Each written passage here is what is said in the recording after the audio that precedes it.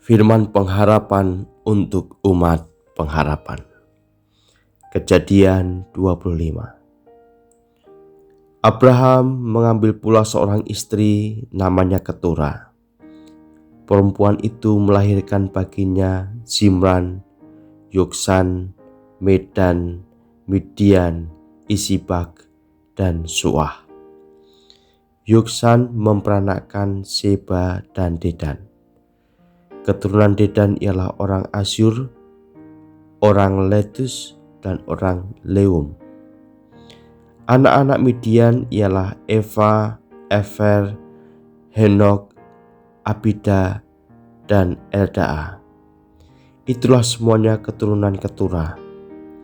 Abraham memberikan segala harta miliknya kepada Ishak, tetapi kepada anak-anaknya yang diperolehnya dari gundik-gundiknya ia memberikan pemberian.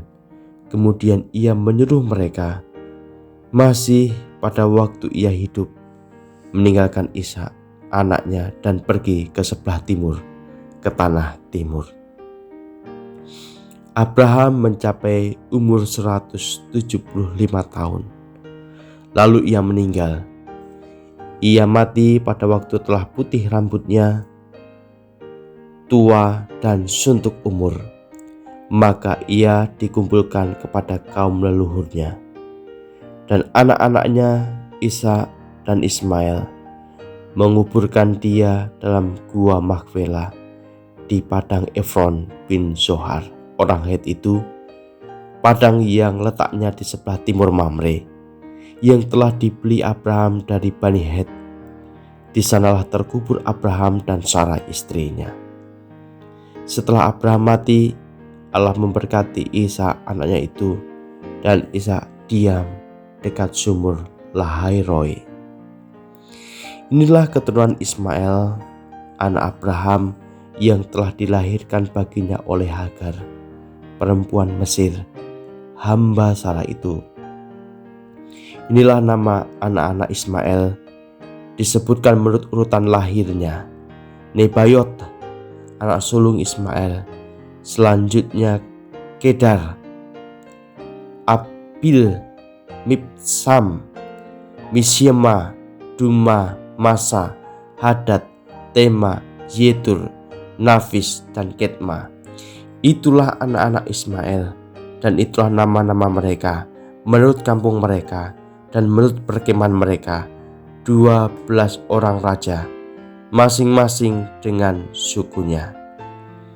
Umur Ismail ialah 137 tahun. Sesudah itu ia meninggal. Ia mati dan dikumpulkan kepada kaum leluhurnya. Mereka itu mendiami daerah dari Hawila sampai Syur, yang letaknya di sebelah timur Mesir ke arah Asyur. Mereka menetap berhadapan dengan semua saudara mereka. Inilah riwayat keturunan Ishak, anak Abraham. Abraham memperanakkan Ishak, dan Ishak berumur 40 tahun ketika Ribka, anak Betuel orang Aram dari Padan Aram, saudara perempuan Laban orang Aram itu, diambilnya menjadi istrinya. Berdoalah Ishak kepada Tuhan untuk istrinya, sebab istrinya itu mandul.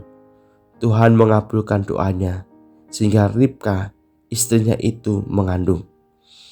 Tetapi anak-anaknya bertolak-tolakan di dalam rahimnya, dan ia berkata, jika demikian halnya, mengapa aku hidup? Dan ia pergi meminta petunjuk kepada Tuhan.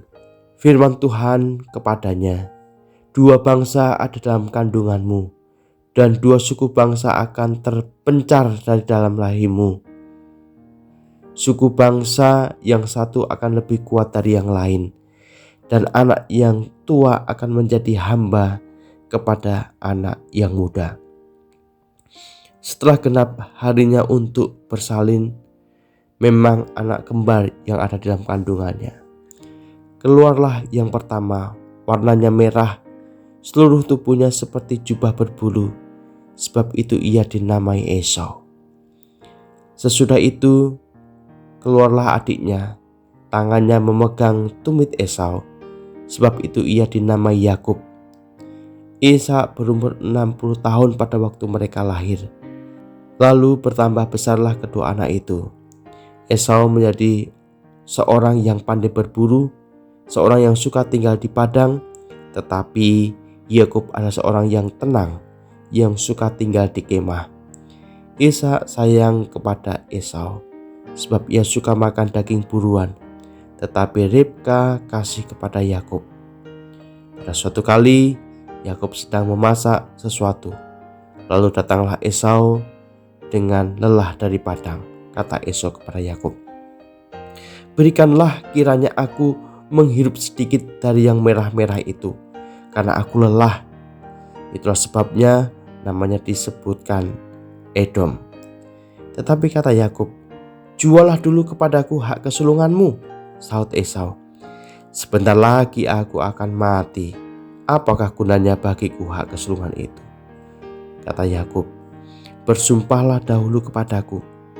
Maka bersumpahlah ia kepada Yakub, dan dijualnyalah hak kesulungannya kepadanya. Lalu Yakub memberikan roti dan masakan kacang merah itu kepada Esau. Ia makan dan minum, lalu berdiri dan pergi. Demikianlah Esau memandang ringan hak kesulungan itu.